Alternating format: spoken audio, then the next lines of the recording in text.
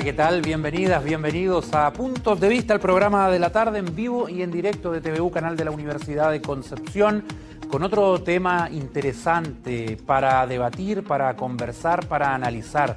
La propuesta de la CUT de un sueldo mínimo, un ingreso mínimo de 500.000 pesos, fíjese, de 500.000 pesos, $500.000 de pesos. Evidentemente que suena atractivo para muchos sectores, pero hay que ver cómo está la economía nacional, alicaída por el estallido social, luego por la pandemia, pero en pedir no hay engaño, y evidentemente que el sueldo mínimo actual no alcanza para llegar a fin de mes, sobre todo para aquellas familias que tienen varios hijos.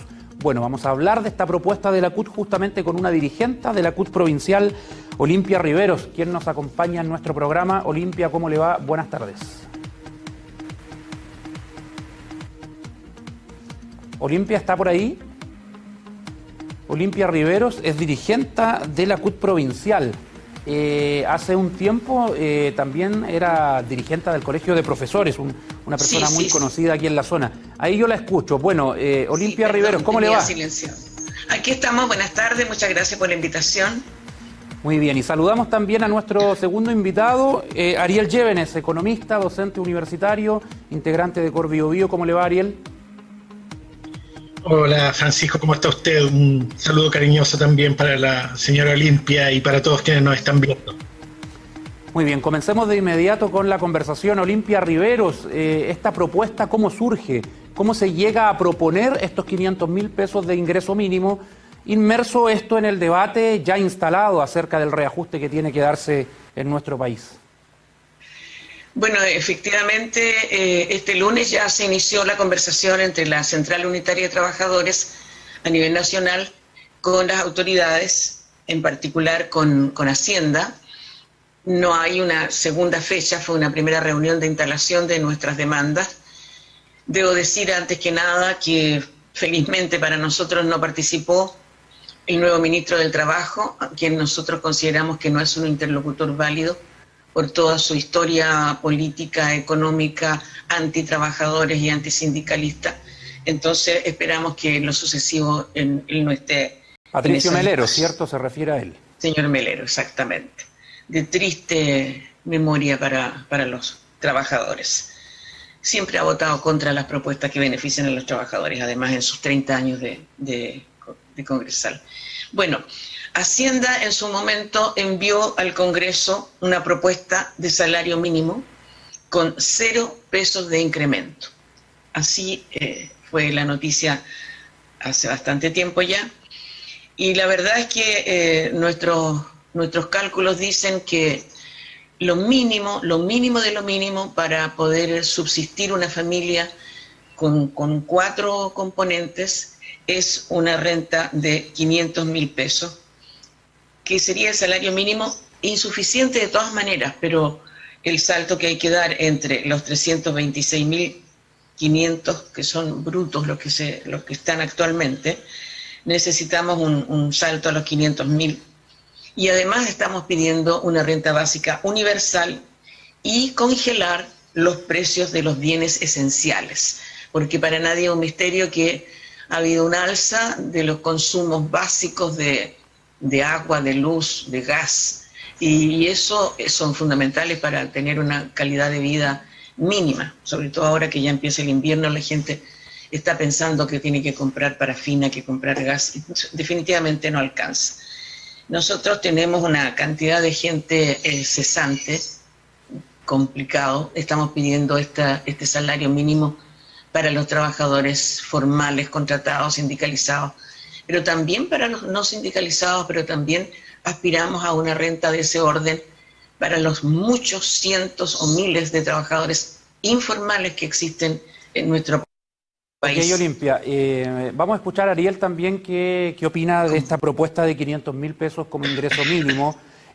Hace un tiempo, Ariel, se entendía por todas las partes que participaban en la discusión de que el momento de la economía no era muy bueno. En el gobierno de la presidenta Bachelet logró llegarse a un acuerdo prácticamente por todos los años del gobierno. Fue muy criticado eso por algunos dirigentes de oposición dentro de la CUT, la directiva que estaba en ese momento. Pero ahora afloran nuevos problemas. En plena pandemia aparece esta propuesta porque más allá de estar de acuerdo o no, qué tan viable es, Ariel, la crisis sanitaria dejó de manifiesto la precaria condición social de muchas familias en Chile producto de este fenómeno. Sí, Francisco. Primero, convengamos en que los ingresos de las familias en Chile, ¿ya?, de la gran mayoría, ¿ya?, son bastante acotados, inmensamente acotados. Un elemento que las encuestas, los muestreos que Corbiobío realizaba en función de la encuesta de expectativas económicas, siempre nos revelaba que la gran mayoría de la población, por no decir todos, nos señalaban ingresos familiares muy, muy acotados que apenas alcanzaban para sobrevivir, ¿ya? Dicho eso, cuando uno, por cierto, vinculaba este elemento y vincula este elemento con los niveles de endeudamiento que tienen las familias hoy día y las características del endeudamiento, por cierto que ahí hay un elemento que cobra tremenda importancia, ¿ya?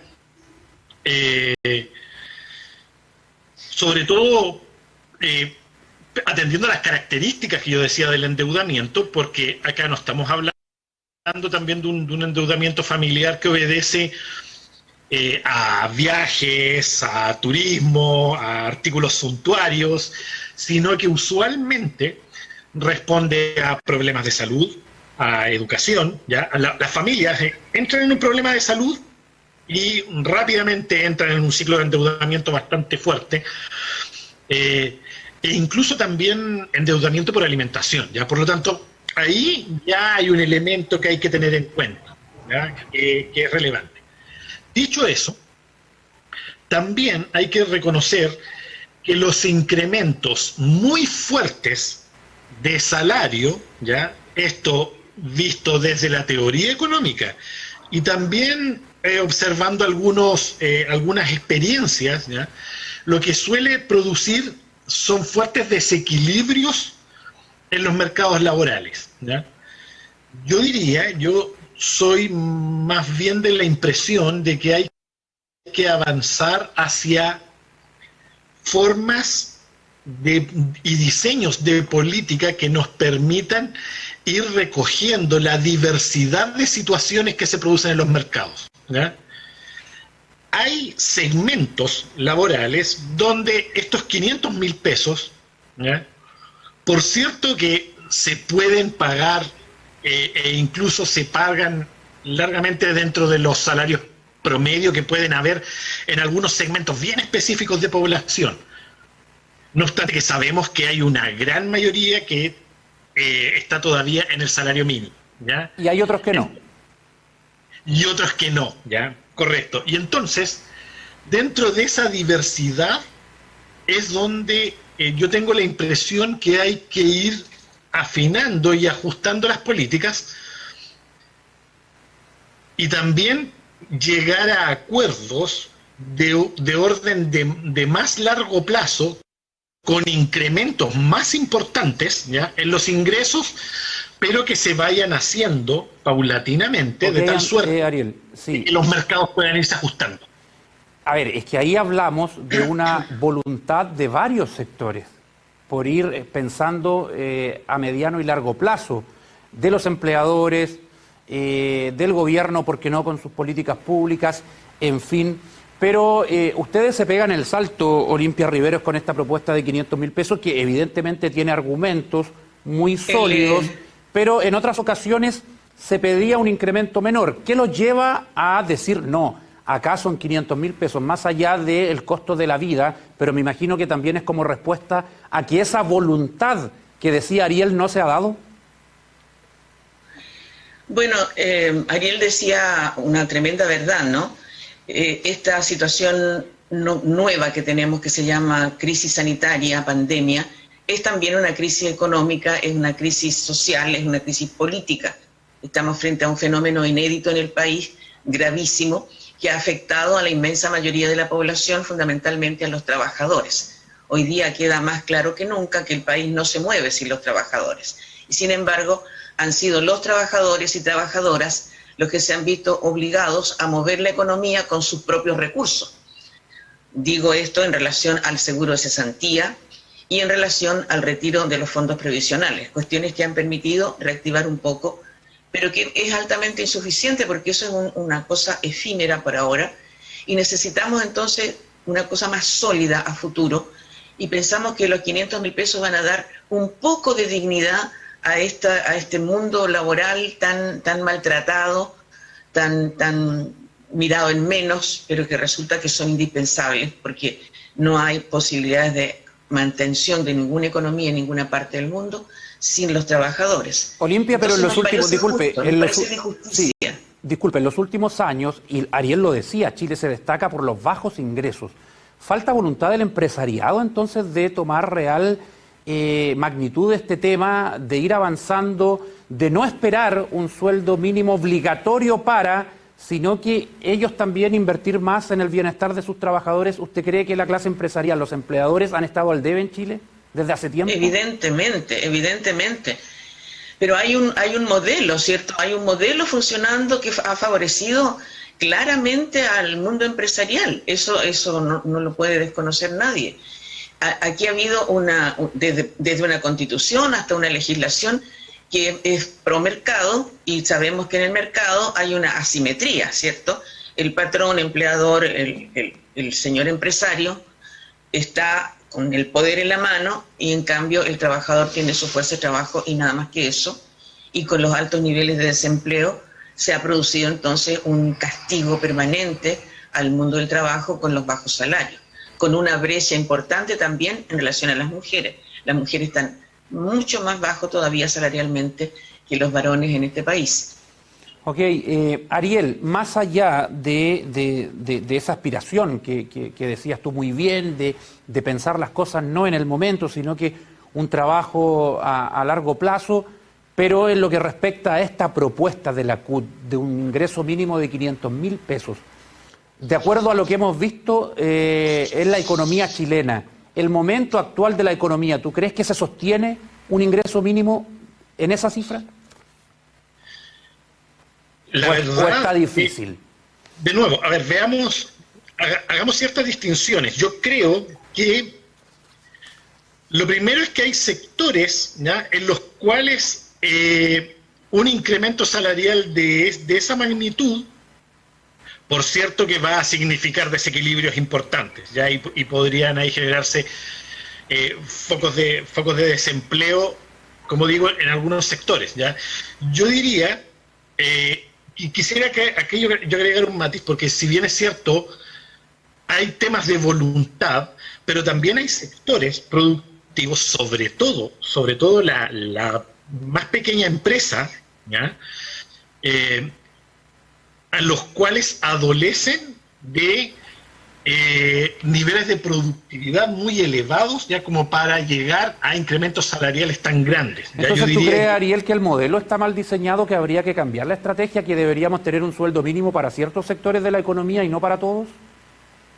Yo creo que paulatinamente hay que ir generando apoyos para que los sectores exigentes y que están más abajo los niveles de productividad puedan irse desarrollando de una manera más fuerte. Veamos, por ejemplo, lo que ocurre con todos aquellos trabajadores que estaban en la industria manufacturera y conforme a los procesos de automatización y de eficiencia productiva, hay muchos trabajadores que también van perdiendo espacios en esas zonas y se trasladan hacia otros sectores, pero se trasladan hacia otros sectores con niveles de productividad bastante más bajos, porque no es que solamente, a ver, en la teoría económica suponemos que el trabajo se puede movilizar, ya que el trabajo se moviliza entre sectores, ¿ya? Incluso se habla en la teoría de perfecta movilidad de factores productivos. En la realidad sabemos que eso no es posible porque hay una carga de experiencia asociada al puesto a las labores, hay todo un conocimiento asociado, y entonces trasladarse desde un sector productivo a otro, ¿ya?, por cierto que se hace con niveles de productividad más bajos. Yo diría que hoy los sectores relacionados a servicios, ¿ya?, están fuertemente golpeados por la pandemia, sí, pero también tenían todavía un desempeño débil respecto de otros sectores desde antes de la pandemia. Sí, ¿ya? Venían golpeados de antes. Sí, venían golpeados desde antes. Y a eso yo quisiera agregar dos elementos que son tremendamente importantes y que también nos hablan de la necesidad de focalizar y de esta sintonía fina. Primero, las crisis, y no solo hablemos de esta pandemia, en la generalidad las crisis que generan desempleo golpean primero a las mujeres, ¿verdad? Es decir, no solamente hablamos de ingresos más bajos hacia los segmentos femeninos, segmentos laborales de mujeres, ¿ya?, como una característica estructural, sino que a eso le agregamos que la crisis golpea primero en términos de desempleo a las mujeres, y en segundo lugar, cosa que es bastante fuerte en nuestra región desde antes de la pandemia, el desempleo también golpea muy fuerte a los jóvenes profesionales, ¿ya? O sea, hay consecuencias, evidentemente se entienden, Ariel. Sí. Sí. Le quiero preguntar a Olimpia, ¿cómo responde la CUT a esto? Que no es primera vez que lo escuchan, cuando se pide un incremento considerado muy alto por algunos sectores. ¿Qué va a pasar? Las pymes no pueden pagar a lo mejor un ingreso mínimo de 500.000 pesos, no todos tienen las condiciones, las posibilidades, reciben la ayuda necesaria. ¿Cómo podríamos mirar el asunto de una manera más global, Olimpia Riveros? Bueno, la verdad es que como partimos castigados de antemano y se ha empobrecido una enorme cantidad de familias en el país, aumentando las tasas de desocupación, bajando los salarios, entonces necesariamente hay que compensar. Si no ha habido voluntad de escuchar, porque el gobierno ha estado bastante sordo en las demandas de la ciudadanía, no solo de la CUT, sino que en general de la ciudadanía, habrá que hacer todo el proceso negociador y presionar al Parlamento y buscar los mecanismos que permitan de alguna manera, la negociación es una negociación, y por lo tanto es probable que quizás los 500.000 pesos no sean, pero nosotros aspiramos a eso y más. Por lo tanto, la presión va a existir. La CUT se encuentra en un proceso muy interesante hoy día de reformulación de su funcionamiento interior, digámoslo así, porque estamos en preparación de nuestras próximas elecciones universales, por primera vez voto único universal electrónico para el 20 de mayo. ¿Estaba dormida la CUT, Olimpia? Se lo pregunto sinceramente, ¿y está despertando? No. Lo que pasa es que no se les ha visto. ¿Qué quiere que le diga? Yo he invitado al presidente regional, no me ha resultado ninguna entrevista, señora Olimpia, así que yo le agradezco que usted esté en el programa. Yo le agradezco la posibilidad de estar también, porque en realidad tal vez no hemos estado muy ágiles comunicacionalmente, pero sí ha habido mucha preocupación y la pandemia está efectivamente golpeando a mucha gente. Hay muchos trabajadores que han fallecido, hay muchos trabajadores enfermos, y eso es una crisis severa, muy severa. ¿Para qué hablamos en particular de los trabajadores de la salud, que son nuestros héroes hoy día, que están resistiendo una situación de extrema presión? Le decía que la CUT está en esta reformulación de su estructura, y por primera vez vamos a tener esta elección universal, que es un elemento nuevo que venía acordado desde el Congreso y que hoy día vamos a poder cumplir. Pero además estamos pensando, a propósito de estar dormidos, que es el momento de decirle al gobierno con todas sus letras el descontento que hay. Queremos canalizar este descontento, que es muy profundo, que es muy sentido, de la inmensa mayoría de la población, un gobierno que tiene escasísima aprobación, casi ninguna diría, con alguna gestión que tiene que ver con el próximo 1 de mayo. Porque efectivamente el proceso de negociación del salario mínimo se abrió paso recién ahora, no sabemos cómo nos va a ir, no es muy difícil imaginar cuáles van a ser las respuestas, pero vamos a ejercer la presión desde el Parlamento y desde la movilización social también. En eso estamos. Muy bien, y Olimpia. también estamos tratando, estamos intentando ya instalar un debate interno respecto de medidas que se requieran para la reconstrucción de esta economía nacional una vez pasada esta situación sanitaria. Y hablando de economía, el país no crece de manera igualitaria y equitativa. Lo han dicho muchas veces ustedes en Cor Biobío, Ariel, con datos en mano, ya con la necesidad de descentralización. Bajo ese marco, te quiero preguntar por lo que es la economía quizás más básica, lo que la gente necesita ahora ya para poder tener un mejor pasar en medio de esta pandemia. Se está discutiendo el tercer retiro, que al parecer ya tendría los votos y podría ser ley. Se ha criticado mucho al gobierno, que ha entregado poca ayuda a la gente. La CUT habla de un ingreso universal, sin tanto requisito para todos, un bono que calme la situación. También se habla de congelar precios de algunos bienes esenciales. Son medidas que se repiten, Ariel, ante un clamor que hay. ¿Cómo ha respondido el gobierno a ese clamor? A ver, yo acá de nuevo... yo te pregunto cuál es tu evaluación, Ariel, si ha sido suficiente o no la ayuda social del gobierno, muy puntual. Sí. En lo macro, en las grandes cifras se ve un esfuerzo fiscal importante, ¿ya? ¿Cuál es el punto? Primero, yo diría la celeridad con que las ayudas efectivamente llegan a quienes más lo necesitan, ¿ya? Hay un tema de tiempos, hay un tema de urgencias, ¿ya? Donde uno observa estos grandes esfuerzos fiscales, pero que no bajan rápidamente, ¿ya? No llegan rápidamente. Ahí falta sintonía, ahí hay un tema. Segundo, las distinciones territoriales, Francisco, y aquí hablamos fundamentalmente sobre el tema de la descentralización, de nuevo, ¿ya? Si hay algo que ha dejado en evidencia esta pandemia, yo quiero tomarme un breve tiempo en esto, es que se diseñan y se piensan medidas desde el nivel central y nos vamos dando cuenta que a poco andar, los alcaldes fundamentalmente, los gobiernos locales, le van diciendo al nivel central, mira, ojo, esta medida que en teoría parece muy bien diseñada, en mi comuna no funciona bien, ¿verdad? Y entonces, nosotros tenemos distinciones territoriales importantes, distinciones que, por ejemplo, también las podemos ver a nivel salarial, cuando observamos las diferencias de ingreso entre región metropolitana y otras regiones de nuestro país, ¿ya? Ahí hay otro elemento que es relevante también y que dice relación con estas distinciones territoriales. Entonces, ¿cuál es mi impresión?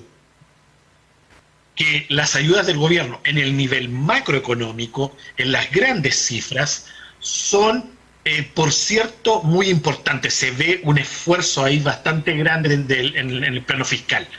Pero la sintonía fina, tanto en las distinciones territoriales, en las distinciones de segmentos, en cómo se llega mejor con las ayudas, sobre todo a quienes más lo sufren, ¿ya? Previamente a la pandemia, cuando la pandemia estaba empezando, ya podíamos observar que iba a ser el turismo, los servicios, la gastronomía, sobre todo la pequeña gastronomía, los más golpeados, la hotelería, sobre todo los más pequeños. Ahí va a estar el golpe fuerte, transporte. Todos esos sectores estaban ya identificados. Educación, ojo. Sí.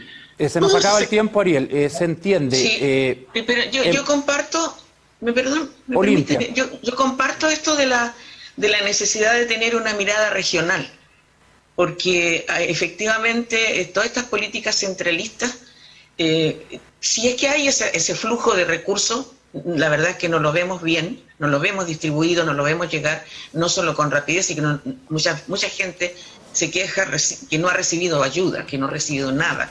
Otros aparentemente sí han recibido. Ahí estaría el problema, Olimpia, claro. Pero nosotros por eso tenemos mucha esperanza en la nueva elección de gobernadores, porque efectivamente si hubiéramos tenido una visión regionalista, en términos de que los gobernadores descentralizadamente pudieran haber puesto en discusión los grandes temas de desarrollo local, con autonomía de los territorios, con mayores políticas públicas para los habitantes de la región, sin duda alguna que el panorama sería distinto. Pero perfecto, sí. Es una señal descentralizadora. Podríamos estar hablando 2 horas. Está muy interesante el tema, pero ya tenemos que ir finalizando. Lo que ustedes dicen, Ariel, sobre todo analizando la economía, es algo totalmente cierto, porque la economía chilena ha sido alabada a nivel internacional en las últimas décadas, y muchos se sorprendieron en el mundo por el estallido social, porque la microeconomía, la cosa más doméstica, es ahí donde habría un problema todavía sin solución y el crecimiento poco equitativo de los chilenos en cuanto a su presupuesto, a su economía. Vamos con la encuesta para finalizar. Ahí está, noche de extrema violencia. No, esa no es la encuesta, señor director. ¿Podemos volver atrás? Está fijada en el Twitter, la vamos a tener. Eso tenía que ver con los de la Araucanía.